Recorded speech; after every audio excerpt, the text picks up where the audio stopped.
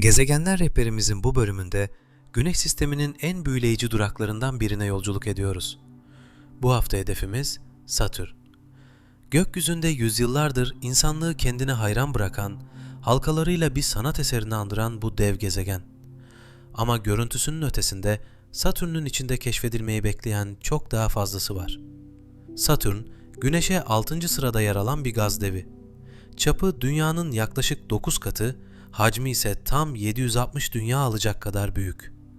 Fakat bu devasa boyutuna rağmen şaşırtıcı derecede hafif. O kadar hafif ki eğer dev bir okyanusunuz olsaydı Satürn suyun üzerinde kelimenin tam anlamıyla yüzerdi. Gaz devlerinin düşük yoğunluğunun en etkileyici örneği tam karşımızda. Satürn'ü bu kadar özel yapan şeylerden biri de elbette ünlü halkaları.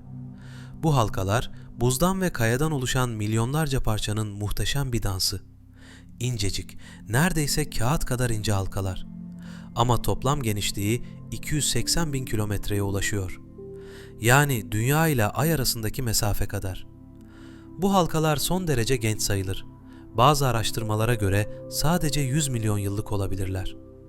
Evren için bu neredeyse bir göz kırpması kadar kısa bir zaman. Satürn'ün atmosferi ise tam bir fırtına makinesi.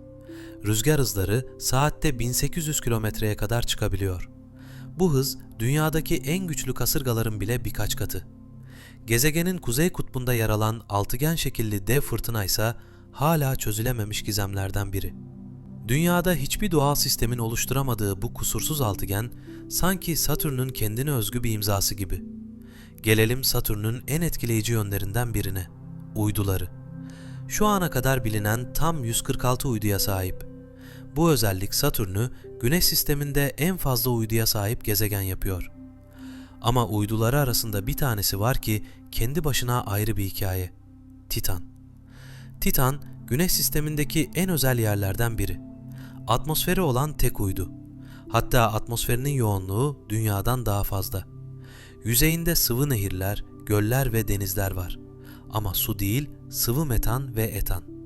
Titan'ın kalın sis tabakasının altında Dünya'ya şaşırtıcı şekilde benzeyen bir jeoloji saklı.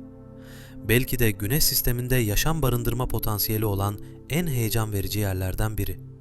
Bir başka uydu olan Enceladus ise yüzeyinin altından uzaya buz fışkırtıyor. Bu gayzerlerin içindeki organik moleküller bilim insanlarını heyecanlandırıyor. Çünkü Enceladus'un buz kabuğunun altında sıvı bir okyanus olduğu düşünülüyor. Bu da yaşam ihtimalinin en az Titan kadar güçlü olduğu anlamına geliyor. Satürn sadece kendisiyle değil, etrafındaki bu gizemli dünyalarla da bilim insanlarını büyülüyor. Ama Satürn'ün en çarpıcı özelliklerinden biri inanılmaz hızlı dönüşü. Dev bir gezegen olmasına rağmen bir Satürn günü yalnızca 10 saat 33 dakika. Bu kadar büyük bir kütlenin bu kadar hızlı dönüşü, gezegenin ekvator bölgesini adeta şişiriyor ve ona kendine has eliptik şeklini veriyor. Tüm bu özelliklerin yanında Satürn, Güneş sisteminin dinamiğinde önemli bir role sahip. Dev kütlesiyle asteroid kuşağından kopup gelebilecek büyük cisimleri yörüngesinden saptırıyor. Tıpkı Jüpiter gibi o da bir tür kozmik koruyucu görevi görüyor. Belki de Dünya'nın bugün hala güvenli bir gezegen olmasının nedenlerinden biri Satürn gibi devlerin varlığı. Sonuç olarak Satürn sadece güzel halkalarıyla göz kamaştıran bir gezegen değil, gizemlerle dolu uydulara ev sahipliği yapan, fırtınalarla çalkalanan, genç ve dinamik halkalara sahip büyüleyici bir dünya. Güneş sisteminin en estetik ve en merak uyandırıcı duraklarından biri.